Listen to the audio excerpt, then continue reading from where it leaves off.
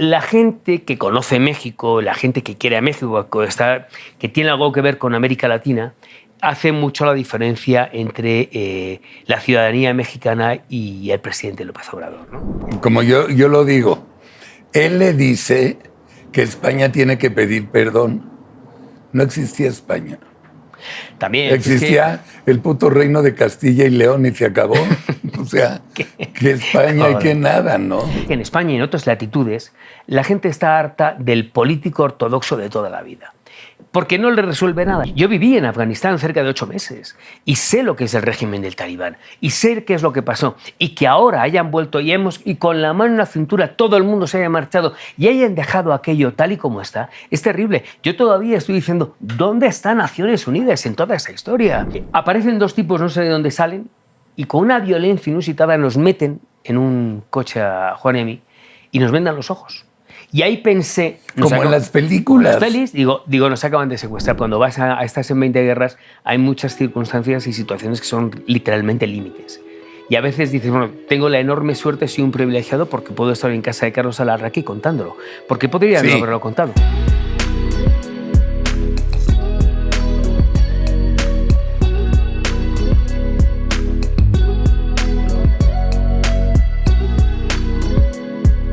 Hola amigos, bienvenidos a un programa más de Platicando con su servidor Carlos Alarraqui, el programa donde aprendemos y conocemos cómo gente ordinaria se ha convertido en gente extraordinaria. Hoy tengo un invitado que tuve en Azteca, un par de veces, ¿verdad, Alberto Peláez? Así es. Veniste como un par de veces que claro. venías a México, ¿Cómo ¿no? estás? ¿Cómo estás, Carlos? Por supuesto que sí. Y además estuve encantado y estoy encantado de estar de nuevo Yo también, aquí de contigo. tenerte acá en Atypical. Sí, en la otra casa. En la otra casa, que es tu casa. Oye, vamos a empezar con esto. Después de 37 años, dejas Televisa, que fue tu casa, tu familia. ¿Qué pasó, en esencia? Bueno, lo que pasó es que me entiendo que hay una serie de corresponsales que, bueno, por los motivos que fueren, que no vamos a entrar, pues ya no teníamos cabida, ¿no? Hombre, para mí es verdad que no te oculto que fue doloroso porque, bueno, tú lo has dicho, fueron 37 años, Carlos, y yo es donde me desarrollo profesionalmente, es fundamentalmente en esa empresa.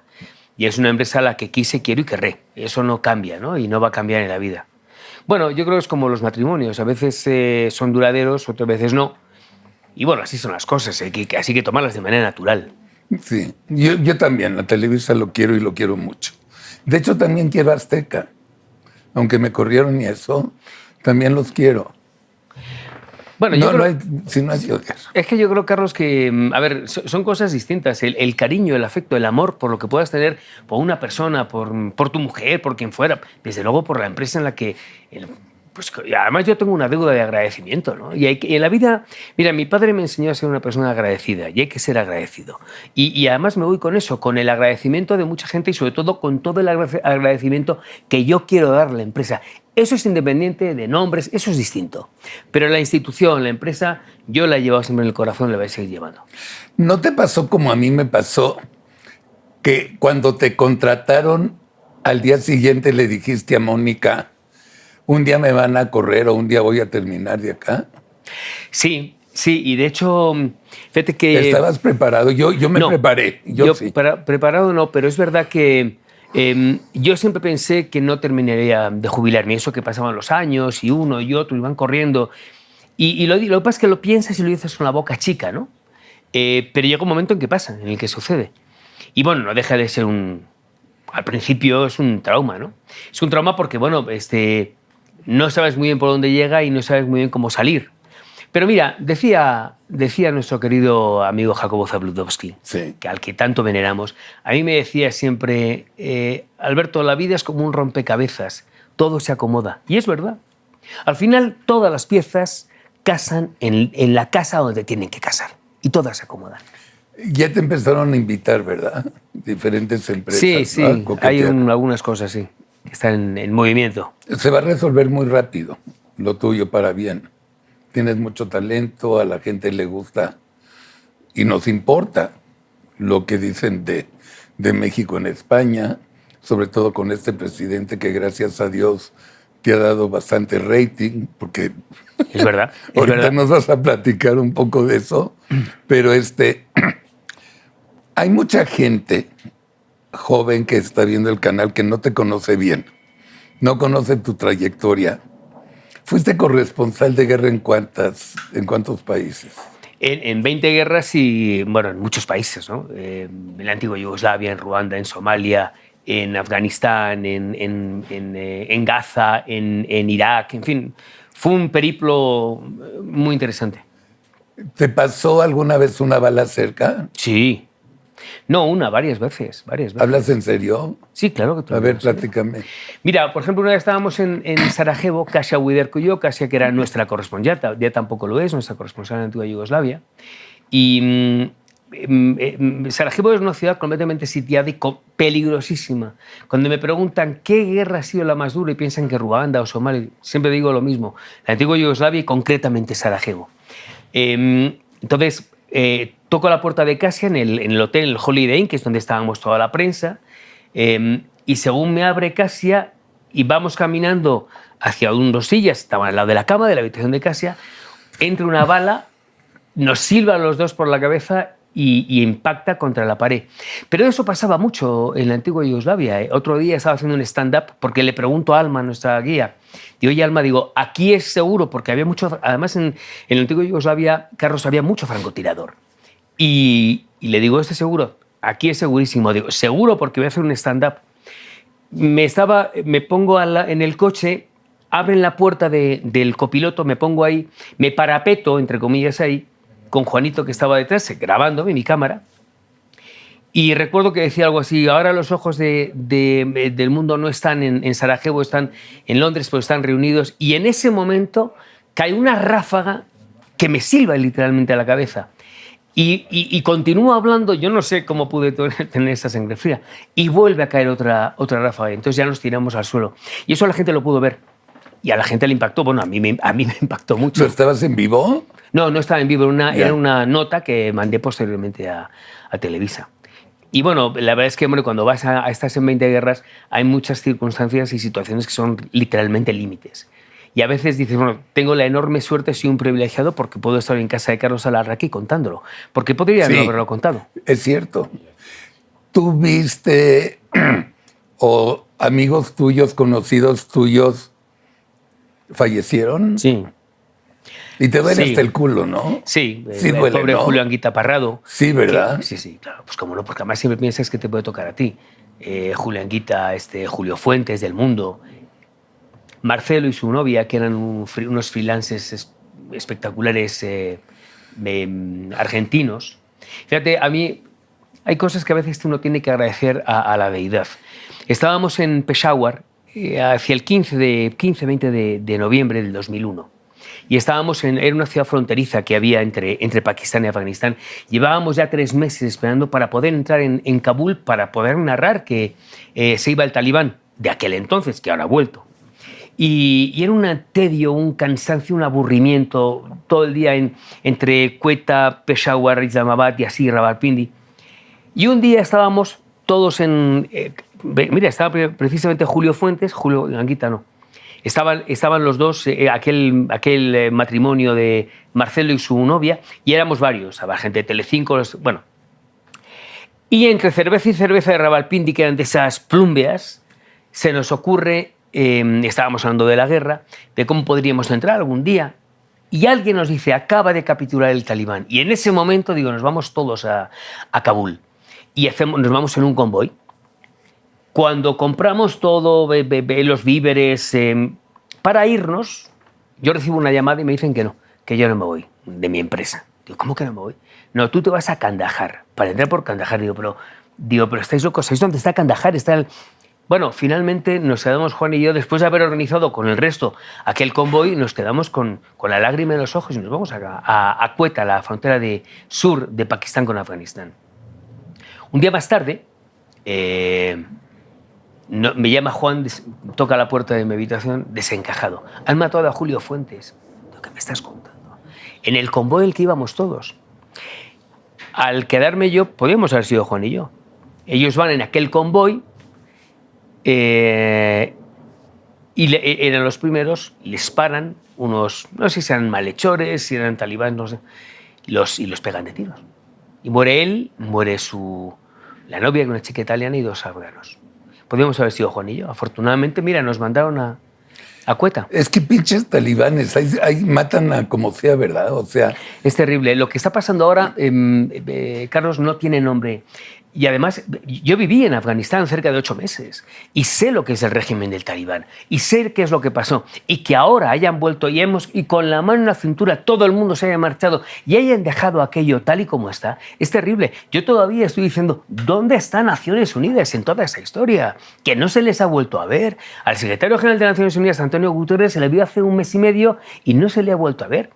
O sea, claro, es que es muy fácil llegar a un país como Afganistán, donde vivieron el régimen más duro, más atávico, más irrestricto, darles un poco de democracia, darles un poco de libertad y luego marcharse. Y volver a las andadas a lo que yo viví en el año 2001. Porque claro, es que además en Afganistán la gente no lo sabe, pero en los años 70 Kabul era una ciudad muy occidentalizada, donde las mujeres iban con falda y las mujeres podían votar, y había jazz, había teatros. Claro, todo aquel ruido llega a los campos, porque Afganistán tiene un 80% de la población rural. Oye, está pasando esto. Entonces, ahí es cuando empieza a organizarse toda esta trama del talibán. Luego pasaron muchas más cosas, pero un país donde se vivía, bueno, relativamente bien, luego llega la invasión soviética, luego llega la guerra civil y luego llega el talibán. Y el talibán es terrible. Yo he visto cosas que no me han contado, que las he podido ver, que fueron terribles. Por ejemplo, en aquel entonces, en Kabul, había algunas casas que tenían en las ventanas, estaban pintadas de negro para que no se les pudiera ver a las mujeres. Eso quería decir que aquellas mujeres eran viudas y no tenían descendencia masculina y por lo tanto no podían salir, porque si salían morían apedreadas y se quedaban ahí en su casa, morían de inanición. Cosas tan terribles como esas, Carlos. ¿Por qué viviste 8 meses? ¿Estás loco? Porque primero estuve en Pakistán, volví, estaba mi mujer y mis hijos, Mónica y los chicos, eran niños muy pequeños, estaban aquí, se quedaron en México con su familia, con la familia de Mónica. Estuve 4 días en Navidad y volví. Y, hombre, yo siempre he pensado, Carlos, que la suerte que he tenido en poder estar en esos sitios, más allá de lo peligroso que era o que pudiera haber sido, pero yo sabía que te conviertes en un testigo privilegiado de la historia. Afortunadamente no tengo que leer cómo fue la guerra en la antigua Yugoslavia o en Somalia o en Ruanda entre hutus y tutsis, porque eso lo viví.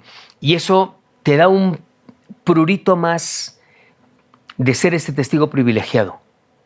No para ser más bueno, más alto, más guapo, no, para poder contar lo que Unamuno hablaba de la intrahistoria, de lo que todos hacemos a lo largo del día para crear la historia común.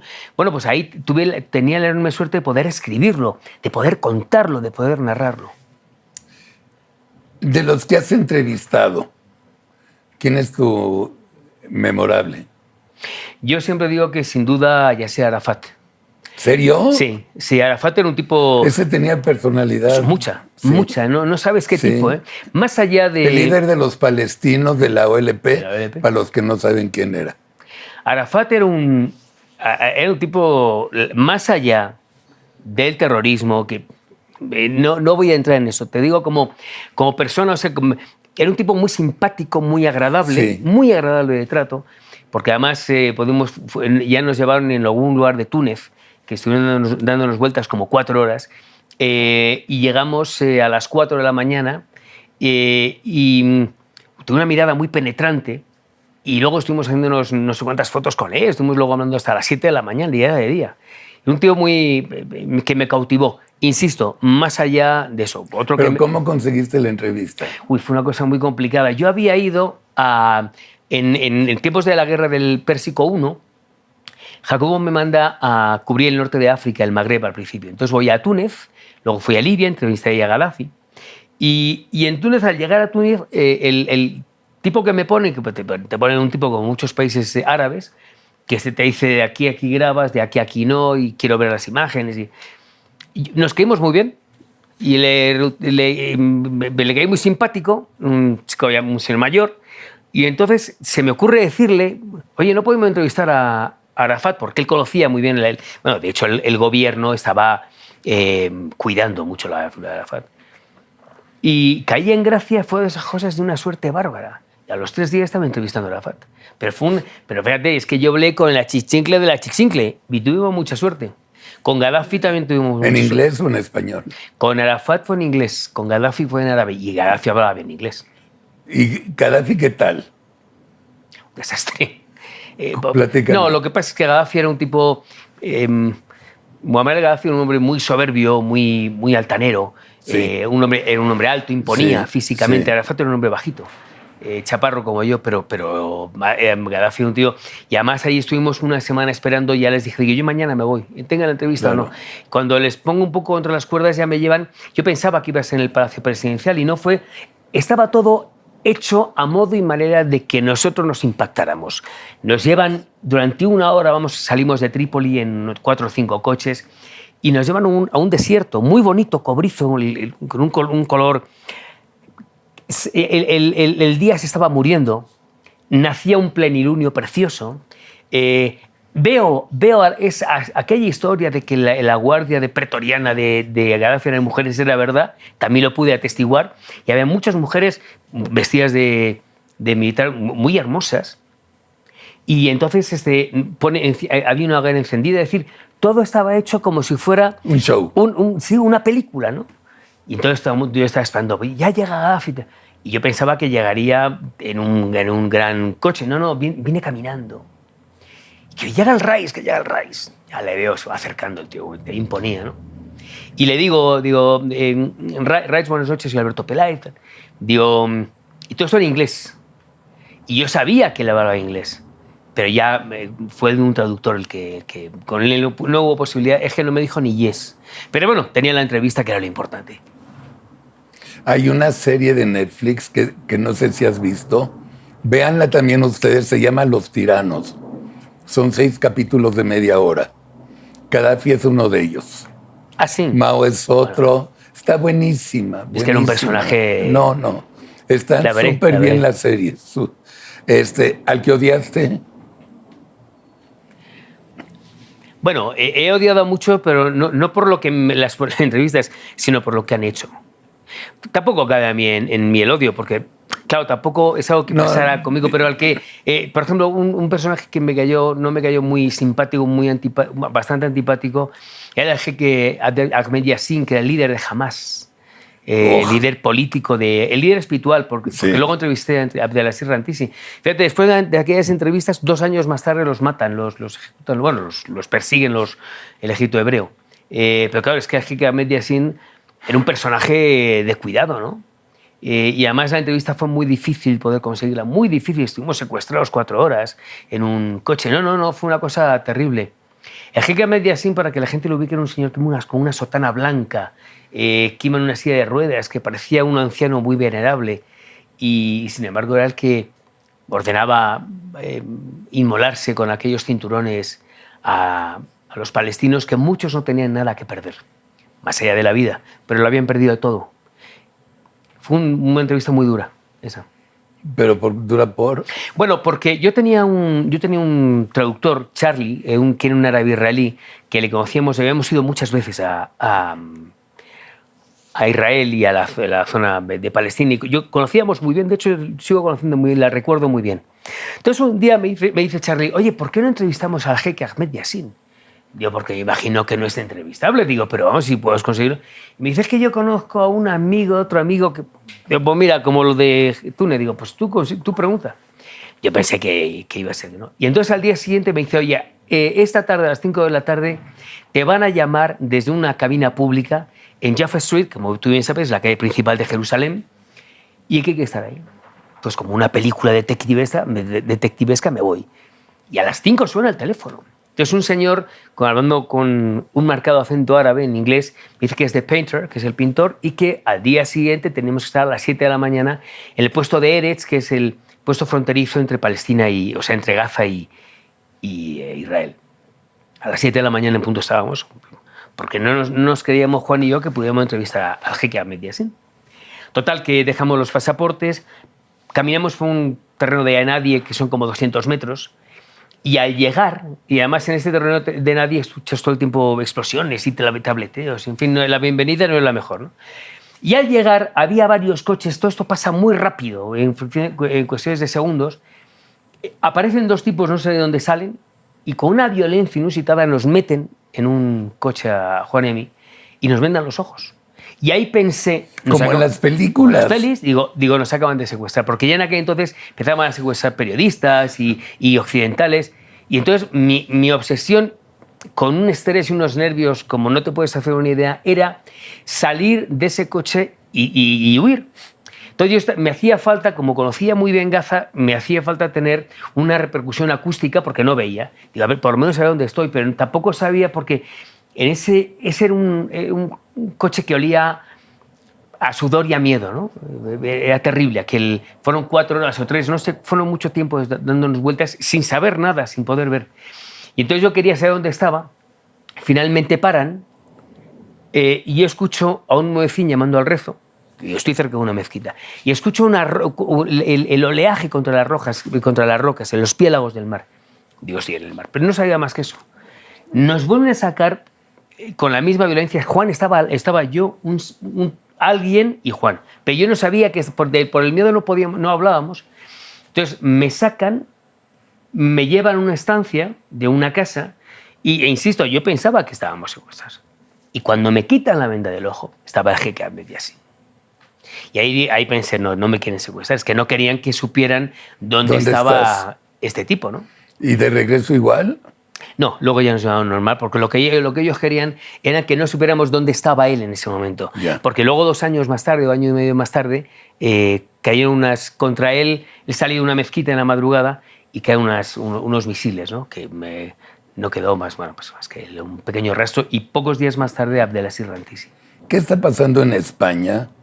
Vino aquí el Vox, no sé si saben, el partido Vox es un partido ultraderecha, asqueroso, horrible porque es horrible, y ha crecido en España increíble. ¿Qué está pasando en España en general? Con el Partido Popular, con el PSOE, con el tío que tenía la cola de caballo, que fue vicepresidente, desde Pablo Iglesias. Bueno, yo creo que lo que está pasando es que, primero, hay una falta, adolecemos de políticos en España y en general de raigambre, políticos con carisma, políticos con gracia, políticos que tengan una visión cosmogónica de lo que está pasando. No hay ni en España ni aquí, y la única que quedaba, que era Angela Merkel, ya se nos va. Porque el resto, ¿qué quieres que te diga? O sea, si hablamos de Churchill, de Eisenhower, de Schuman, de Gasperi, no tiene nada que ver lo que hay hoy en la actualidad, ¿no? Pues seguramente porque tampoco se ilustran. Porque es que aquí hay una aversión a leer, a estudiar, porque claro, en los años 70, 60, 80 la gente se instruía. Hoy es que los políticos parece que tienen fobia a los libros, ¿no? Va de retro. En primer lugar eso, es verdad. Luego también es verdad que en España y en otras latitudes la gente está harta del político ortodoxo de toda la vida, porque no le resuelve nada y está buscando soluciones que a veces piensan que se lo dan partidos que pueden ser de corte populista. Es cierto. Que a lo mejor de una manera directa sí puede pasar, pero no son largoplacistas. No tienen esa visión que yo te decía antes, Carlos, cosmogónica. Y eso es lo que está ocurriendo. ¿Qué ha pasado? Que los partidos de toda la vida, el Partido Socialista, el Partido Popular, más el Partido Socialista, están muy agotados, aunque siguen ganando, pero cada vez más agotados. Y aparecen soluciones como Podemos en la extrema izquierda, como Vox, que dan soluciones a los que la gente se agarra como un clavo ardiendo. En el caso de Vox, ha encontrado un nicho en la derecha de un hueco que dejó el Partido Popular. Y es verdad que es un partido que ha crecido mucho. Y dicen, pues yo de aquí soy. Que eso es muy legítimo, ¿eh? Ahora vino aquí Abascal y bueno, hubo aquí cierto unos panistas. Sí, bueno. Bueno, pero claro, lo que pasa es que ellos saben cuál es su público. Como Podemos también saben cuál era el suyo. Pero aquí de lo que estamos hablando es de esa falta de sensibilidad política para entender cuáles son los problemas reales de los ciudadanos en el 2021. Ya no estamos en 1980.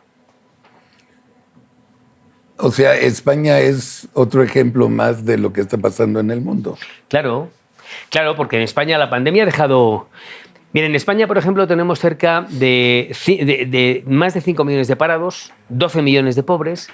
Y claro, tú dile a una persona que está en la cola del pan que si Pedro Sánchez, que si Pablo Iglesias o que si el otro Pablo Casado. La gente quiere comer. Y es normal, si es que es normal. Entonces, pero como no hay una respuesta efectiva por parte de la clase política imperante en España, en Portugal, en México, en Noruega, en Suiza y en el Congo Leopoldville, como no existe, aparecen estas fórmulas que son de las que la gente se agarra. Y es normal en este mundo tan sumamente polarizado que tenemos. Oye, Alberto, bueno, tarde o temprano tenía que hacer la pregunta. España y españoles. El pueblo español, y el gobierno español, en ese orden, ¿nos ven a México como López Obrador o entienden que López Obrador es una cosa y que los mexicanos tenemos una relación cariñosísima con España? ¿Cómo nos ven? Yo creo que la distinción que haces es la correcta. En España, para España, los latinoamericanos, hay dos tipos de latinoamericanos, el latinoamericano y el mexicano. Claro. O el mexicano y el resto. A todos los latinoamericanos se le quiere mucho. Tenemos la misma sangre. Claro. Pero es que en el caso del mexicano, mi querido Carlos, hay todavía mayor concomitancia por muchos temas muy antiguos, muy atávicos de la propia historia. Y al mexicano se le quiere mucho. Y yo creo que la gente que conoce México, la gente que quiere a México, que tiene algo que ver con América Latina, hace mucho la diferencia entre la ciudadanía mexicana y el presidente López Obrador, ¿no? Y en ese sentido, pues cuando pasó lo de la carta, eso pues al principio no gustó, luego se tomó un poco en broma, ¿no? Porque tampoco se entendería tomarlo de otra manera, o por lo menos a la distancia, con cierta relatividad. Pero no estás muy educado. ¡Qué coraje! ¡Qué coraje! A ver, yo creo... mira, cuando yo estuve en la mañana... Se cachondean de López Obrador. No, se cachondean de López Obrador los... O sea, se ríen porque... No, son dos... A ver, a mí me tocó... La mayoría de los mexicanos, de los españoles, no, porque México los pilla muy lejos. Y tenemos la pandemia y tenemos nuestros propios problemas. Los que conocen bien México sí lo ven muy a la distancia de una manera muy relativa. Yo quiero ser un poco más... voy a ser más propio que tú. Ahora, por ejemplo, cuando yo fui a la mañanera hace 2 meses y le pregunté al presidente por todas las movidas que había entre México y España, él me dijo una cosa que él sabía que no era verdad, yo creo. Él me dice, esta carta no se contestó, que me la leyó entera. Esa carta, por supuesto, que se contestó. Claro. 3 horas más tarde, el entonces ministro de Exteriores, Josep Borrell, hoy es comisario de Exteriores de la Unión Europea, ya contestó. Que no contestó quien él quería que contestara, eso es distinto. Claro. Porque a lo mejor él quería que fuera el rey. El rey, claro. Pero la contestó. Y lo que la gente no sabe, ni aquí ni en España, es que el rey no puede ni contestar esa carta ni hacer nada. En España decían, ¿por qué el rey no va ahora a las colas del pan en la pandemia? Porque no puede. Porque cualquier acción que haga don Felipe, y antes don Juan Carlos, tiene que pasar antes por el visto bueno de Moncloa, en este caso de Pedro Sánchez. Y él es el que dice, usted contesta, señor, o usted no contesta, señor. Usted va a la cola del pan, señor, o usted no va a la cola del pan. Usted va a Polonia de visita oficial, o usted no va. Por eso don Juan Carlos durante muchos años nunca fue a Cuba, hasta que finalmente Aznar le dejó. Pero es así, lo que pasa es, por eso te digo que tú no contestas al rey. Primero no le iba a contestar, estoy seguro. Pero es que además no es que no pueda, es que tampoco le dejan. A mí, yo soy miembro del Comité de Honor del Salón de la Fama de Fútbol. Ajá. Y hace 2 años tuvimos nuestra convención en Madrid, ¿te acuerdas que te vi? Sí, claro. Y era recién la declaración de López Obrador de que España tenía que pedir perdón por la conquista. Entonces yo llegaba a cualquier lugar, le dije, yo no le pido perdón, no se preocupe, no me pida perdón. Y se cachondeaban de risa. Hubo mucho cachondeo con eso, yo me acuerdo. Se reían mucho. Y todavía hoy, ¿eh? Sí. Todavía me llegan los mexicanos a España, no, pues perdón, pues tengo que pedirle perdón. Sí. O al revés. Se ríen Hay muchos mucho. españoles que vienen aquí, oye, tenéis que tenemos que venir a pedir perdón. En plan de broma, porque es que yo creo que... Además, ¿sabes qué pasa, Carlos? Si esto lo dice, sin demérito a nadie, pero esto lo dice el oficial mayor de la Secretaría de Educación de un gobierno pequeño, tiene un pase, pero hombre, quien lo dice es el jefe del Estado. Además del presidente de la República, que es lo mismo, pero el jefe del Estado es el jefe del Estado. Pero a ver, como yo lo digo, él le dice que España tiene que pedir perdón. No existía España. También existía el puto reino de Castilla y León y se acabó. O sea, que España y que nada, ¿no? O sea, claro, es que fueron muchas cosas. Y yo le dije el otro día al presidente de una manera muy respetuosa, es como si los españoles les pidiéramos explicaciones a los árabes porque estuvieron 8 siglos en España. Yo creo que, mira, tú conoces muy bien España, joder, hemos estado juntos muchas veces. Yo creo que precisamente el gran crisol cultural lo dan los moros, que estuvieron 8 siglos en España, desde el 711 hasta 1490, y los judíos. Gracias a ellos, más allá de las carnicerías, que seguro hubo, seguro. Es que pasó hace muchos siglos. Seguro. Y sin embargo, lo positivo es toda la gastronomía, toda la riqueza cultural. Coño, tú en Sevilla escuchas una saeta de la Semana Santa y estás escuchando a un muecín llamando al rezo. Sí. Tú en España tomas un cocido madrileño y es el hijo del cuscús. Es decir, tenemos muchas cosas muy buenas. Etimológicamente hablando, todas las palabras que nos dejan. Culturalmente hablando, todo el sistema de regadío, avicenas, averroes. Es decir, tenemos muchas más cosas positivas que negativas. Que hubo matanzas, seguro. Coño, en el 711 los árabes se fulminan a todos los que vivían en aquel entonces en España, que empezaba a ser Hispania. Es que no era ni España todavía. Exacto. Y claro, hubo gente de nuestra sangre que seguramente falleció. Pero insisto, si tenemos que seguir remontándonos, o fíjate cuando los romanos invaden España y crean Hispania, gracias a ellos tenemos este idioma común y muchas más cosas. ¿Que hubo gente que murió? Seguro. También aquí no sé, no voy a entrar porque no quiero yo meterme en historias, que luego me crucifican. No te crucifican para nada. Algo, Alberto Peláez, mira qué pregunta, no la contestes rapidísimo. ¿Qué te ha faltado hacer? Bueno, muchas cosas. En tu carrera. Me imagino que muchas cosas. Mira, es que, Carlos, si tú venimos de la misma escuela del periodismo y es que tú eres un hombre mucho más... Mira, por ejemplo, una de las cosas, a mí el cine me gusta mucho porque el mundo de la comunicación tiene tantas ramas cuantas quiera uno. Claro. Fíjate, el mundo del teatro, del cine, que ya sabes que Constanza y Joaquín, mis hijos, quieren y hacen pinitos como actores. Pues una rama que me hubiera gustado haber sondeado, ¿no? Yo creo que me hubiera gustado mucho haber me gustaría mucho, soy muy joven todavía y tengo mucho que hacer, pero tener un programa de entrevistas de este estilo, para poder escudriñar a la persona y esculcarla desde un ámbito distinto. Me gustaría poder viajar viajar por algunos lugares para poder entrevistar a los personajes clave que marcaron una inflexión en el siglo XX y XXI. Me gusta hacer ese tipo de periodismo, ¿no? Otros no lo entiendo. Hay muchos más, claro. La influencia de tu padre. ¿Qué tanto? Hombre, fue determinante. Fue. Hombre, claro. Mi padre... Mira, nosotros éramos 5 niños. Fue un único. Hombre, mi padre Joaquín Peláez fue... Yo lo conocí perfecto. Ah, ¿le conociste de él? Sí. Mi padre era un tío estupendo. Mi padre...